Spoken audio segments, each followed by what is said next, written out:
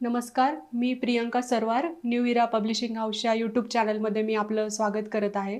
तर आज मी तुम्हाला नवीन पुस्तकावरती आपण बोलूया आणि त्या पुस्तकाबद्दल मी तुम्हाला माहिती सांगणार आहे.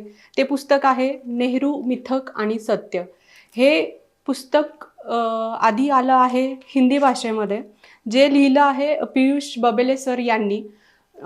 तुम्ही त्यांचा अभ्यास बघाल, पियुष बबेले सरांचा नेहरू या विषयावरती प्रचंड अभ्यास त्यांनी केला आहे. अनेक पुस्तकं त्यांनी वाचली आणि जेव्हा हे पुस्तक आलं, त्यावेळेस पूर्ण भारतामध्ये या पुस्तकाबद्दल एवढी चर्चा झाली. सगळ्यांनी ते पुस्तक विकत घेतलं, ते वाचलं.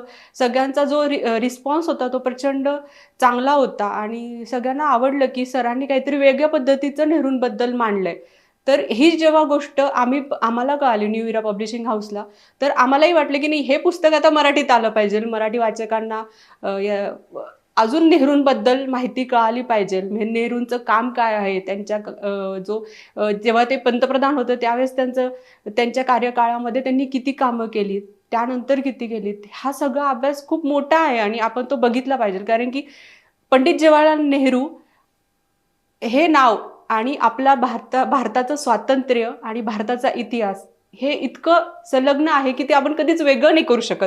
जेव्हा जेव्हा भारताच्या लोकशाहीचा विषय होतोय, स्वातंत्र्याचा आपला विषय होतोय, तेव्हा पहिले पंतप्रधान म्हणून ते कायम अजरामर झालेलं नाव म्हणजे पंडित जवाहरलाल नेहरू आहेत.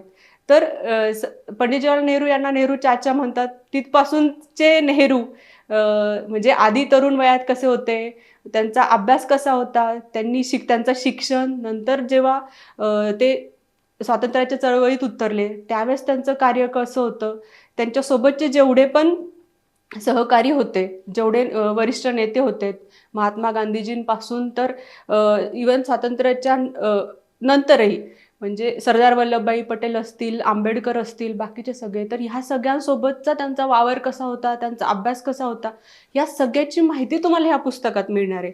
म्हणजे तुम्ही इवन बघू शकतात की याच्यामध्ये काय काय मांडलंय, मी तुम्हाला ते सांगते. म्हणजे ऑफकोर्स राष्ट्राबद्दल आपला भारत देश जेव्हा 1947 साली स्वतंत्र झाला, त्यावेळेस भारताची परिस्थिती ही नाजूक होती, फाळणी झाली होती. देशातील लोकांच्या भावना होत्या त्या थोड्याशा, म्हणजे सगळेच जण भावनिक झालेले होते. कारण की पाकिस्तान वेगळा पडला होता. किती नाही म्हटलं तरी तो भारताचा एक भाग होता. म्हणजे आपल्याला छोट्याच गोष्टी आपल्यापासून वेगळी होते तर एवढं दुःख होतं. इथे पूर्ण काश्मीरचा काही भाग जातोय, तिथले लोक जात आहेत.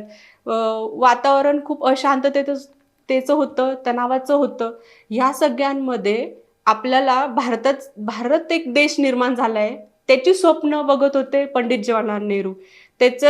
भारताला आता इथून पुढे कसं न्यायचंय, म्हणजे तुम्ही जेव्हा 15 ऑगस्टच्या दिवशीचं जे सुरुवातीचं भाषण आहे पंडित जवाहरलाल नेहरूंचं, ते तुम्ही सगळ्यांनी आवर्जून ऐका. की म्हणजे तेव्हा ते इतकं म्हणजे मनापासून बोलतात की भारत हा एक नवीन राष्ट्र झालेला आहे आणि मग पुढचे जे त्यांचं पंतप्रधान झाल्यानंतरचं ते बोलतात. तर ह्या सगळ्याचा जो अभ्यास आहे, म्हणजे तिथून स्वातंत्र्याची ज्या पाऊलखुणा होत्या, मग स्वातंत्र्य झाल्यानंतर भारताचा राष्ट्रध्वज असेल, राष्ट्रगीत असेल, त्याच्यानंतर राष्ट्रभाषा असेल, प्रत्येक राज्याची भाषा, म्हणजे त्या एका भाषेलाच आपण म्हणजे प्रमाण भाषा म्हणून द्यायचं की नाही, सगळ्या भाषांना तेवढंच समान वागणूक द्यायची, किंवा या सगळ्याच गोष्टी, कॉन्स्टिट्यूशन असेल, या सगळ्याच गोष्टींमध्ये नेहरूंचा वाटा खूप मोठा आहे आणि तो आपण नक्कीच अभ्यासला पाहिजे की त्यावेळेस त्यांनी काय काय विचार केला. सपोज नंतर जम्मू काश्मीर हा एक खूप सेन्सिटिव्ह विषय आहे सगळ्यांसाठीच आपल्या. तर जम्मू काश्मीर मिळवण्यासाठी सुद्धा नेहरूंचा हात किती मोठा होता. आपल्याला वाटतं की नाही, नेहरूंनी काही केलं नाही, किंवा म्हणजे त्यांनी तेवढं, म्हणजे त्यांची मतं तेवढी मांडली नाही, किंवा असं नाहीये. सरदार वल्लभभाई पटेल यांच्याशी नेहमी ते चर्चेमध्ये असायचे. जेव्हा जम्मू काश्मीर जेव्हा झाला, म्हणजे आपल्या सामील करायचं होतं त्यावेळेसची गोष्ट ही. त्याच्यानंतर तुम्ही बघाल की धर्माचा विषय असेल, धार्मिकता असेल, आपल्या कॉन्स्टिट्यूशनमध्ये कोणत्या गोष्टी घ्यायच्या, कोणत्या नाही घ्यायच्या, यांच्याशी चर्चा करणं. त्याच्यानंतर जेव्हा आपल्या पंचवार्षिक योजना सुरू झाल्या, प्रत्येक पंचवार्षिक योजनाचं एक वैशिष्ट्य आहे. जेव्हा नेहरू पंतप्रधान झाले तेव्हा नुकतीच पहिली दुसरी पंचवार्षिक योजना पण सुरुवात झाली होती. त्या पंचवार्षिक योजनांमध्ये सुरुवातीला कृषीप्रधान आपला देश होता, तर त्याच्यावरतीच फोकस करायचा. त्याच्यानंतर औद्योगिक क्षेत्रामध्ये आपण पुढे जायला पाहिजे.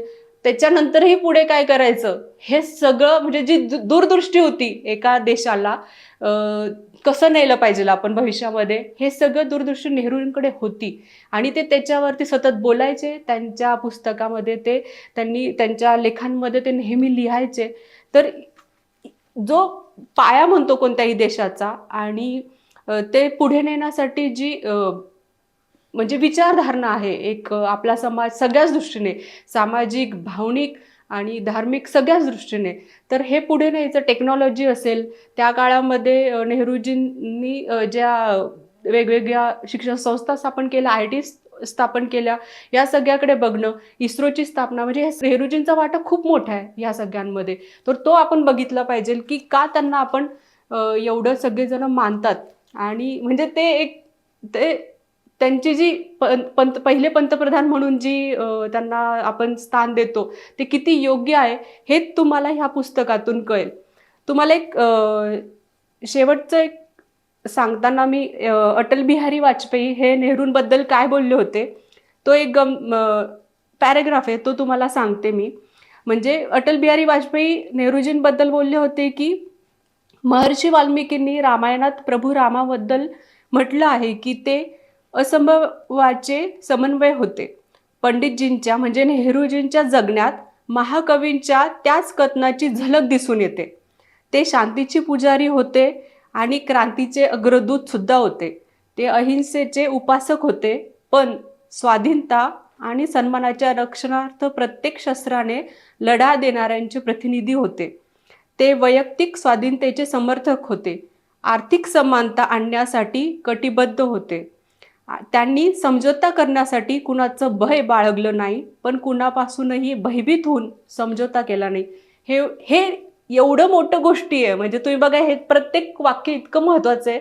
आणि हे म्हटलं आहे आपले नंतरचे पंतप्रधान अटल बिहारी वाजपेयी यांनी नेहरूजींबद्दल म्हटलेले. म्हणजे तुम्ही आता बघू शकतात की आपल्या याच्यामध्ये म्हणजे धर्मद्वेष जरी असला किंवा पक्षद्वेष जरी असला वगैरे, तरी आपण एकमेकांना बोलतो किंवा वेगळी भाषा वापरतो. नेहरूजींबद्दल असेल, महात्मा गांधीजींबद्दल असेल, अजून कोणी, इवन त्याच्यामध्ये पुढचेही पंतप्रधान अटल बिहारी वाजपेयी असतील, नरेंद्र मोदी असतील. पण आपण आपलं काम काय, आपण सगळ्यांचा अभ्यास केला पाहिजे. आणि हे नेते जे आहेत यांचा कुठेतरी आपल्या भारताला सांभाळून घेण्यामध्ये, भारताचे भविष्य उज्ज्वल करण्यामध्ये ह्या सगळ्यांचा वाटा आहे. त्यांचा अभ्यास करून आपण मग आपली मतं मांडली पाहिजे. म्हणून यासाठी तुम्ही हे पुस्तक आवर्जून वाचा. नेहरू मिथक आणि सत्य, ते अनुवादित केलं आहे. अक्षय शिंपी सर आहेत आपले, तर त्यांनी केलं आहे.